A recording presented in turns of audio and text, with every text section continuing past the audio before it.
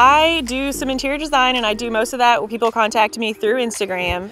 My personal style would probably be a little difficult to put into just a really quick answer, but I just love traditional style that's timeless. I don't want to look back and think, okay, they redid the outside of this house in 2022. We just moved in about 2.5 months ago. So if you can see kind of the front of the house, there's a lot of brick, it's a lot of brown. I wanted to break up that with some shutters. I wanted the arch to kind of mimic and complement the arch in the window, and the board and batten was something that has a traditional style to it, but a little bit of a cottage look, so that in case we do end up painting the exterior or lime washing it down the road, it'll look good with that too.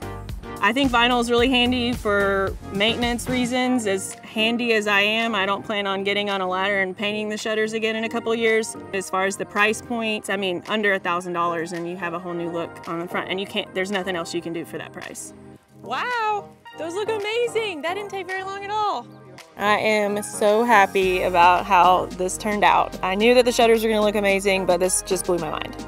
As far as installation and somebody being able to handle this, I am close to 9 months pregnant at this point, and without being up on too many tall ladders, you know, I could install the shutters and just make sure you get the drill holes where they're supposed to be, and that's really all it takes.